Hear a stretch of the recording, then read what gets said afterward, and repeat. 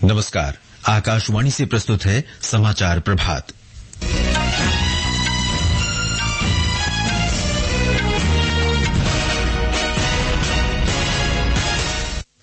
मुख्य समाचार।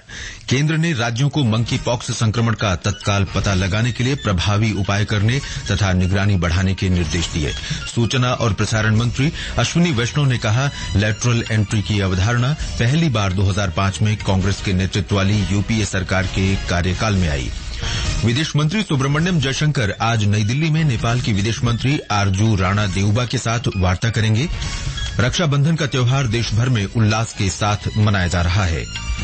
जम्मू कश्मीर में वार्षिक अमरनाथ यात्रा संपन्न और पश्चिम बंगाल में डॉक्टर के साथ दुष्कर्म और हत्या के विरोध में 3 बड़े फुटबॉल क्लब मोहन बागान, ईस्ट बंगाल और मोहम्मडन स्पोर्टिंग के हजारों प्रशंसकों ने प्रदर्शन किया। समाचार प्रभात के साथ मैं देवेंद्र त्रिपाठी। केंद्र ने राज्यों को मंकी पॉक्स बीमारी का तत्काल पता लगाने के लिए प्रभावी उपाय करने तथा निगरानी बढ़ाने के निर्देश दिए हैं। प्रधानमंत्री के प्रधान सचिव प्रमोद कुमार मिश्रा ने देश में मंकी पॉक्स की स्थिति और स्वास्थ्य उपायों की स्थिति की कल समीक्षा की। प्रधानमंत्री नरेंद्र मोदी मंकी पॉक्स की स्थिति की लगातार निगरानी कर रहे हैं। श्री मिश्रा ने इस बीमारी का तत्काल पता लगाने के लिए जांच प्रयोगशालाओं का नेटवर्क बढ़ाने के निर्देश दिए। फिलहाल जांच के लिए 32 प्रयोगशालाएं तैयार हैं। बीमारी के इलाज और रोकथाम के प्रोटोकॉल का प्रचार व्यापक स्तर पर किया जाना चाहिए। देश में फिलहाल मंकी पॉक्स का कोई रोगी नहीं है। सूचना और प्रसारण मंत्री अश्विनी वैष्णव ने कांग्रेस पर नौकरशाही में लेटरल एंट्री के मुद्दे पर ढोंग करने का आरोप लगाया है। हाल ही में संघ लोक सेवा आयोग ने केंद्रीय मंत्रालयों में 45 संयुक्त सचिवों, निदेशकों और उप सचिवों की नियुक्ति के लिए विज्ञापन जारी किया है। इस पर विपक्षी दलों ने सवाल उठाए हैं। सोशल मीडिया पोस्ट में श्री वैष्णव ने कहा कि लेटरल एंट्री की अवधारणा कांग्रेस के नेतृत्व वाली यूपीए सरकार ने ही दी थी। उन्होंने कहा कि 2005 में कांग्रेस नेता वीरप्पा मोइली की अध्यक्षता में दूसरे प्रशासनिक सुधार आयोग ने ऐसे विशेषज्ञों की भर्ती की सिफारिश की थी जिनके लिए विशेष ज्ञान की जरूरत होती है। श्री वैष्णव ने जोर देकर कहा कि एनडीए सरकार ने पिछली सरकार की सिफारिश को लागू करने के लिए पारदर्शी तरीका अपनाया है और यूपीएससी के जरिए पारदर्शी और निष्पक्ष तरीके से भर्ती की जाएगी। उन्होंने यह भी कहा कि इससे प्रशासन में सुधार होगा। इससे पहले लोकसभा में विपक्ष के नेता राहुल गांधी ने इस मुद्दे पर सरकार की आलोचना करते हुए कहा था कि इस कदम से देश में आरक्षण नीति पर प्रतिकूल प्रभाव पड़ेगा। समाचार कक्ष से कुमार राधारमण। वित्त मंत्री निर्मला सीतारमण सार्वजनिक क्षेत्र के बैंकों और क्षेत्रीय ग्रामीण बैंकों के कामकाज की समीक्षा करेंगी। आज नई दिल्ली में आयोजित समीक्षा बैठक में इन बैंकों की जमा राशि में वृद्धि, ऋण जमा अनुपात और परिसंपत्ति गुणवत्ता का मूल्यांकन किया जाएगा। सार्वजनिक क्षेत्र के बैंकों की समीक्षा प्रधानमंत्री आवास योजना, पीएम सूर्य घर और प्रधानमंत्री विश्वकर्मा योजना के संदर्भ में की जाएगी। विदेश मंत्री डॉक्टर सुब्रमण्यम जयशंकर आज नई दिल्ली में नेपाल की विदेश मंत्री डॉक्टर आरजू राणा देउबा के साथ बातचीत करेंगे। डॉक्टर देउबा 5 दिन की भारत यात्रा पर कल नई दिल्ली पहुंची। विदेश मंत्रालय के वक्तव्य में बताया गया है कि डॉक्टर देउबा की यात्रा भारत और नेपाल के बीच नियमित उच्चस्तरीय बातचीत की परंपरा के अनुरूप है। ये यात्रा दोनों पक्षों को द्विपक्षीय सहयोग में हुई प्रगति की समीक्षा और चर्चा करने का अवसर प्रदान करेगी। इससे द्विपक्षीय संबंधों को और मजबूत करने में मदद मिलेगी। मलेशिया के प्रधानमंत्री दातो सेरी अनवर बिन इब्राहिम 3 दिन की भारत यात्रा पर आज नई दिल्ली पहुंच रहे हैं। मलेशिया के प्रधानमंत्री के रूप में उनकी ये पहली भारत यात्रा है। विदेश मंत्रालय ने कहा है कि वे प्रधानमंत्री नरेंद्र मोदी के साथ द्विपक्षीय वार्ता करेंगे। श्री इब्राहिम राष्ट्रपति द्रौपदी मुर्मू और विदेश मंत्री डॉक्टर सुब्रमण्यम जयशंकर से भी मुलाकात करेंगे। भारत और मलेशिया के बीच सशक्त ऐतिहासिक और सामाजिक सांस्कृतिक संबंध है। वर्ष 2015 में प्रधानमंत्री नरेंद्र मोदी की मलेशिया यात्रा के दौरान दोनों देशों के बीच आपसी संबंधों को बढ़ाकर रणनीतिक साझेदारी किया गया था। बांग्लादेश में अंतरिम सरकार के मुख्य सलाहकार डॉक्टर मोहम्मद यूनुस ने कहा है कि देश में चुनाव आवश्यक सुधार के तुरंत बाद कराए जाएंगे। राजधानी ढाका में कल राजनयिकों से मुलाकात के दौरान उन्होंने कहा कि न्यायपालिका, प्रशासन, सुरक्षा बल, निर्वाचन आयोग और मीडिया में जरूरी सुधार के बाद ही देश में चुनाव कराए जाएंगे। डॉक्टर यूनुस ने कहा कि अंतरिम सरकार की सर्वोच्च प्राथमिकता कानून व्यवस्था बहाल करने की है। उन्होंने राजनयिकों को आश्वासन दिया कि सभी देशों के साथ मैत्रीपूर्ण संबंध बनाए रखे जाएंगे। बांग्लादेश में राष्ट्रव्यापी विरोध प्रदर्शनों के कारण प्रधानमंत्री शेख हसीना के इस्तीफे के बाद डॉक्टर यूनुस को अंतरिम सरकार का मुख्य सलाहकार नियुक्त किया गया था। ये समाचार आकाशवाणी से प्रसारित किए जा रहे हैं। देश भर में आज रक्षाबंधन का पर्व उल्लास के साथ मनाया जा रहा है। इस अवसर पर बहनें अपने भाइयों की कलाई पर रंग बिरंगी राखी बांधती हैं और उनकी समृद्धि, स्वास्थ्य और कल्याण के लिए प्रार्थना करती हैं। भाई अपनी बहनों की रक्षा और सहायता का वचन देते हैं। राष्ट्रपति द्रौपदी मुर्मू ने लोगों को रक्षाबंधन की शुभकामनाएं दी हैं। राष्ट्रपति ने कहा कि रक्षाबंधन भाइयों और बहनों के बीच अनोखे बंधन का त्योहार है। ये त्योहार भाई बहन के बीच विश्वास और प्रेम को सशक्त बनाता है। दिल्ली मेट्रो ने आज रक्षाबंधन के अवसर पर विशेष व्यवस्था की है। सोशल मीडिया पोस्ट में दिल्ली मेट्रो ने कहा है कि आवश्यकता पड़ने पर यात्रियों की सुविधा के लिए अतिरिक्त रेलगाड़ियां चलाई जाएंगी। दिल्ली मेट्रो ने यात्रियों से टिकट काउंटरों पर भीड़ से बचने के लिए ऑनलाइन क्यूआर टिकट खरीदने का आग्रह किया है। QR ticket DMRC momentum 2.0, WhatsApp, Paytm, one Delhi और अमेजन जैसे मोबाइल ऐप से लिए जा सकते हैं। जम्मू कश्मीर में वार्षिक अमरनाथ यात्रा आज संपन्न हो गई। हमारे संवाददाता ने बताया है कि इस वर्ष देश भर से 5 लाख से अधिक लोगों ने बाबा बर्फानी के दर्शन किए। भगवान शिव की पवित्र गदा छड़ी मुबारक आज सुबह दक्षिण कश्मीर हिमालय पर स्थित श्री अमरनाथ जी की पवित्र गुफा पहुंची और इसके साथ ही 43 दिनों तक चलने वाली इस वर्ष की श्री अमरनाथ जी की तीर्थ यात्रा का आज श्रावण पूर्णिमा के शुभ अवसर पर औपचारिक समापन हो गया। छड़ी मुबारक लेकर पवित्र गदा के संरक्षक महंत दीपेंद्र गिरी के नेतृत्व में साधुओं का एक समूह यात्रा के आखिरी पड़ाव पंचतीर्थी में एक रात बिताने के बाद आज तड़के श्री अमरनाथ जी की पवित्र गुफा पहुंचा। इस वर्ष यात्रा करने वाले श्रद्धालुओं की तादाद कई वर्षों के बाद काफी ज्यादा दर्ज की गई कि इस वर्ष 5 लाख से अधिक तीर्थ यात्रियों ने पवित्र गुफा में देवों के देव महादेव का कुदरती तौर पर बने बर्फ के शिव निगम के दर्शन किए। आकाशवाणी समाचार के लिए श्रीनगर से सुनील कौल।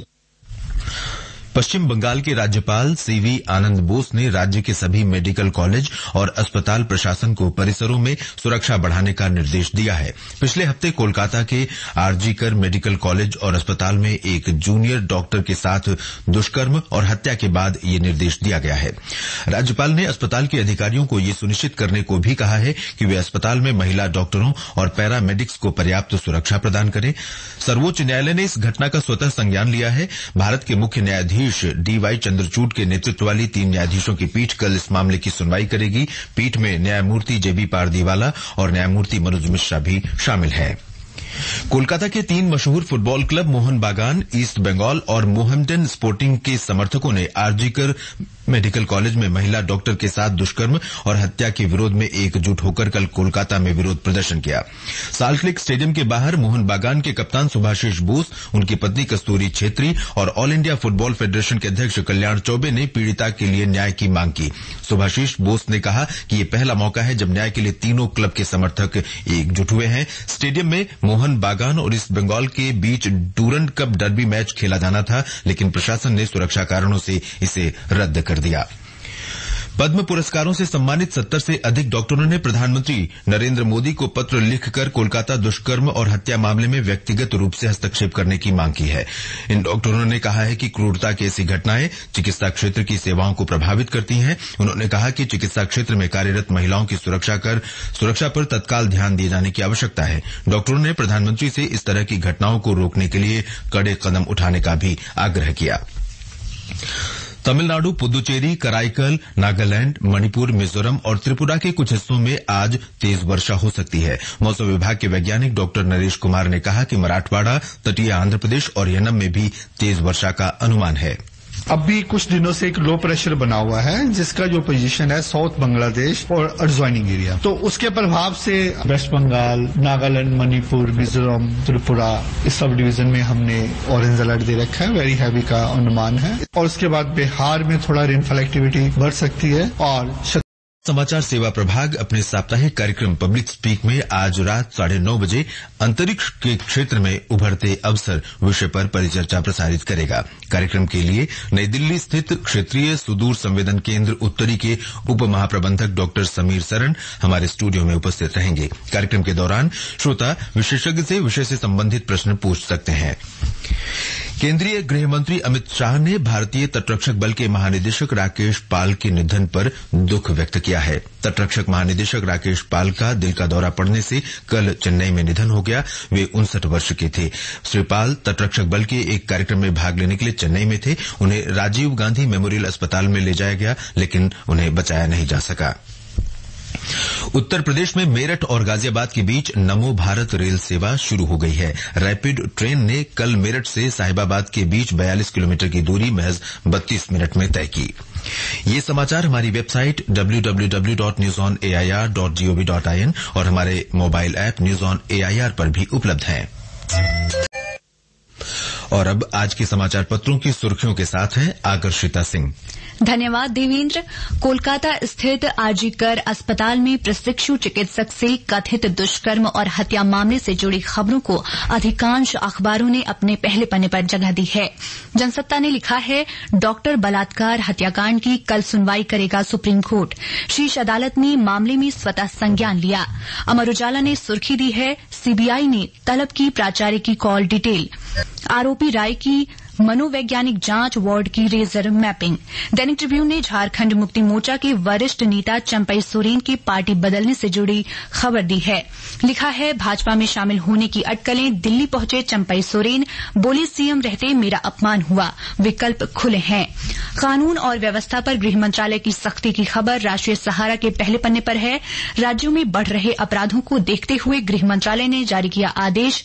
कहा, लॉ एंड ऑर्डर पर हर 2 घंटे में रिपोर्ट दें राज्य।